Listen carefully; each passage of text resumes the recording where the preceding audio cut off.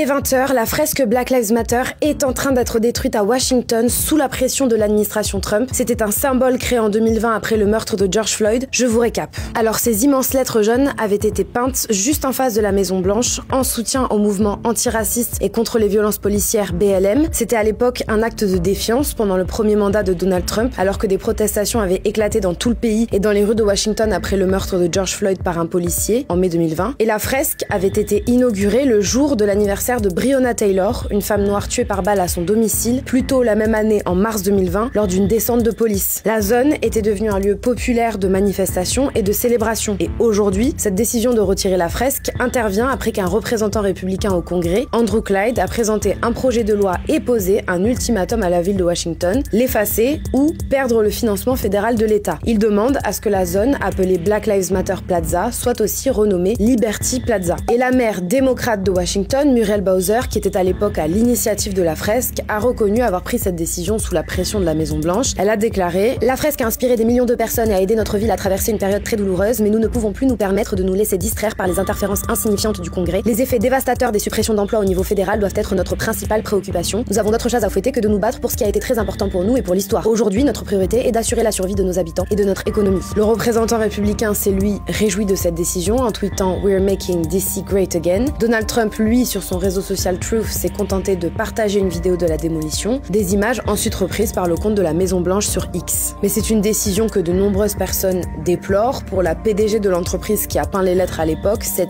historiquement obscène et la fresque était plus importante en ce moment même qu'elle ne l'a jamais été dans ce pays. Bon, et cette fresque Black Lives Matter sera certainement remplacée par une autre fresque en rapport avec le 250e anniversaire des États-Unis, selon la maire. Elle dit cependant ne pas être favorable à ce que le quartier soit rebaptisé Liberty. Les travaux devraient durer environ 6 semaines. On vous tiendra au courant sur Brut.